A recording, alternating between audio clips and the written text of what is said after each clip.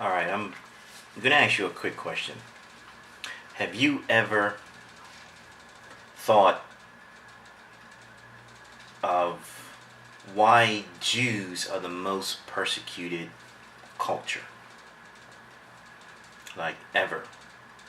I know African Americans, some African Americans, especially the religious groups, they think that because they have slavery, that all of a sudden they've got it all bad. I mean, this country itself is a baby. How old is this country? 600 years, something like that? 400 years? This country itself is a baby of nations, meaning America. They think that because they came over as slaves and it was 100 years ago, that all of a sudden they're like the worst treated people on the planet. I'm sorry, but African Americans have nothing on the Jews as far as how the Jews have been treated. In fact, you can look it up yourself. I say this a lot now in my videos. The internet is free. I'm not saying everything on the internet is true, but I'm saying the internet is free. Save yourself a lot of time to go into a library trying to find books. You can just do a quick search. Persecution of Jews. If you find a page that has like a year by year account starting from the 1st century, even though it goes back further than that to Egypt, but if you find something that starts with 70 AD and it works its way right up until the 20th century, it's going to blow your mind. I've seen the list. I've seen the list. Before America even existed. Stuff that African Americans don't even know about. So anyway, don't want to focus on Hebrew Israelites or any other crazy group out there. Just want to ask you the question, have you ever stopped to think, why are Jews the most persecuted culture? The most persecuted people?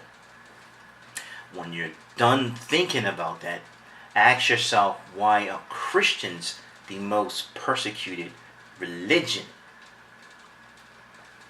Again, why are Jews the most persecuted culture, the most persecuted people, and why is Christianity the most persecuted religion?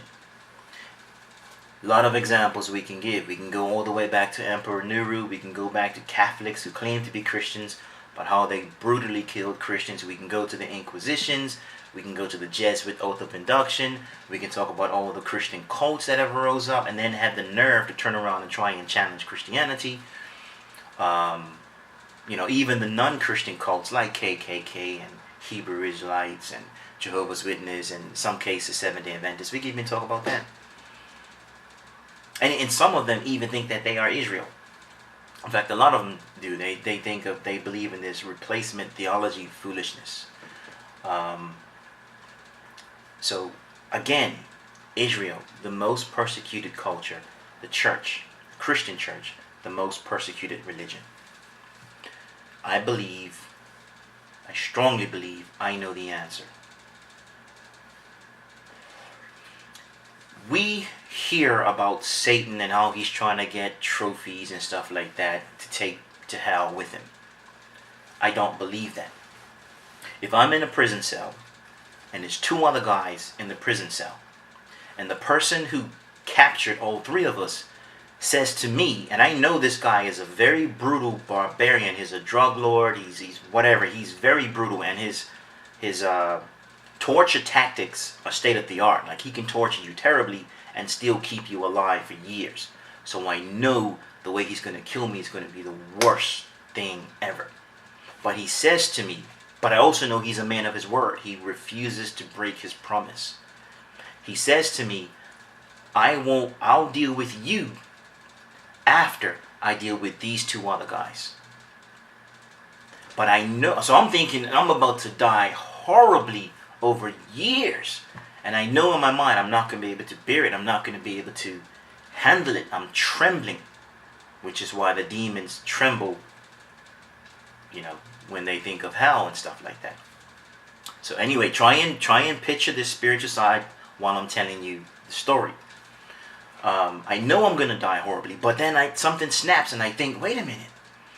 He's a man of his word. He will not break his promise no matter what. And he just told me he'll only deal with me after he deals with these other two. So now, in my warped wisdom, I'm thinking, there is a way for me to escape. I can't get out of this prison. I can't get away from this guy. He'll find me no matter what happens, and I can't get out anyway.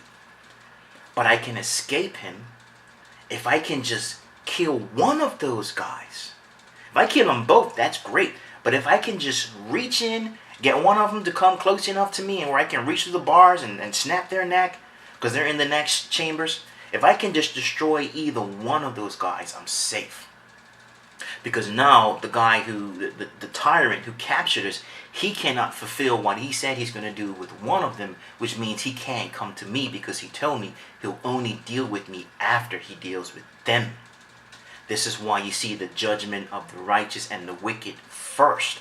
Because even when the judgment of the wicked, what does God say? He says, depart from me, you wicked, prepare for the devil and his angels. Their judgment comes after. So the judgment of the wicked and the judgment of the righteous comes first, and then the judgment of the angels. You see where I'm going with this? The two people in the cell with me are the Jews and the Christians. If Satan can wipe out either one of those groups, either one of them, he will have effectively escaped his damnation, because God will not send him to hell until after he's dealt with the saints, basically the Jews and the Christians. I know Orthodox Jews don't really understand this yet, but one day you will. Maybe after Jacob's trouble you will understand this. But what I'm getting at, Satan is not trying to gather souls just so he can drag to hell. He's trying to escape his own fate. What good is taking somebody else in with me knowing I'm about to experience the worst torture ever? You don't care about bringing people with you. You're trying to escape. That's why Jews are the most persecuted culture.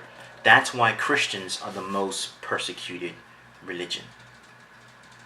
And then when you look in Revelation as far as the war in heaven, we read in Revelation, we say that there is war in heaven between Michael and his angels and Satan and his angels. I've asked myself, why after all these eons is there now all of a sudden a war in heaven? Why didn't they fight way back when? Why are they fighting now? I'm not saying this is the gospel truth, but this is my belief. It's my belief that this is, around the time when the saints are raptured to heaven. Again, Satan knows that once the saints are raptured and they go to heaven, that door is closed. The opportunity is over. You've missed the opportunity. So he's trying to stop the souls from going into heaven. Michael stands up. He fights them back. Satan loses. But what does Satan do? You got to keep on reading and see what he does. He doesn't come to earth and do whatever. What does he do? What does Revelation say he does? He goes straight for the seed of the woman. I'm telling you, Christians, you guys have got to get away from these nutcases on social media who are distorting the word of God. They're trying to say that that woman represents the church. The woman does not represent the church. The woman represents Israel. The little boy that was taken up represents the Messiah. The rest of her seed are the Jews.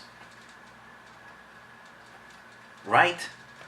So when Satan returns after he fights Michael and all the demons and everybody are now permanently kicked out of heaven, they can't go back in now.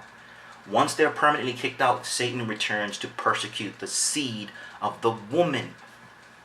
He doesn't do anything else. He's trying to utterly destroy Israel. He missed the rapture of the saints. He couldn't stop that. But now he knows, he's angry because he knows his time is short. He knows his time is short. He's not trying to gather trophies. He's trying to stop himself from going to hell. If he can wipe out the Jews, then God cannot fulfill his promise. And if God cannot fulfill his promise to Israel or the church, the word of God is cut and Satan cannot be judged and he cannot go to hell. It won't be able to progress to that point. So he missed the opportunity with the saints being raptured.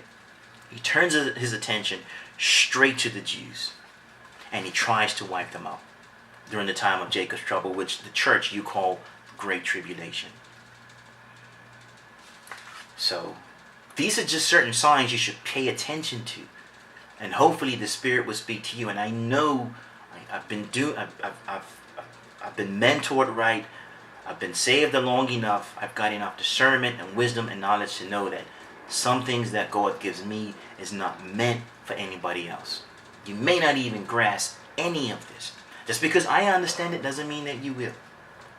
To whomever has an ear, let him hear what the Spirit is saying to the churches, to the Christians, that's plural. To whomever has an ear. If you don't understand it, that's fine. Now, it doesn't mean that you're not saved. It's just that this isn't for you. Alright, but what I'm doing now is pleading for those who can hear. I'm not trying to force you to believe like how I believe. And there's one more thing that you should consider concerning this. Something that I just thought about today, reading a nutcase thing on the internet, and something else clicked. After the millennial reign of Jesus, we're knocking on the 7th day door. From Adam to us, 6,000 years. We're knocking on the 7,000 year. We're knocking on the 7th day. You know what happens on the seventh day? Rest comes. So after the 1,000-year reign of Jesus, remember, it's supposed to be a 1,000-year reign. The reign is over. There's no indication that Jesus is still on the earth. Satan is loosed for a season. Now we know God's time frame is a lot longer than what we think. He says, I'm coming quickly. It's taken 2,000 years. His time frame is just a lot longer than us. I don't know what a season is. I don't know if it's a natural season or if it's a few decades or a few hundred years. All we know is Satan is released to tempt the earth. And what happens? He convinces, because remember, the earth is devastated when Christ returns. It's going to repopulate. Babies are going to be born. It's going to repopulate. Everybody has to be tested. Satan's going to be loose. He's going to tempt the earth. Millions upon millions are going to fall for the temptation. And what happens? They march against Israel. Again, he's trying to wipe out Israel because he knows he's been loosed. He's got one final shot. If he can wipe out the Jews, there's no mention of Christians anymore, just in case you all don't see that. If he can wipe out the Jews, he will have effectively cut the word of God. There's nobody else on the planet called a Jew. How is God going to fulfill his promise to a 0 people? And if there's a 0 people, he cannot send Satan to hell. Satan will never be judged. So just something for you guys to think about. All these examples, from what I see, are clearly showing that Satan is trying to avoid his own fate.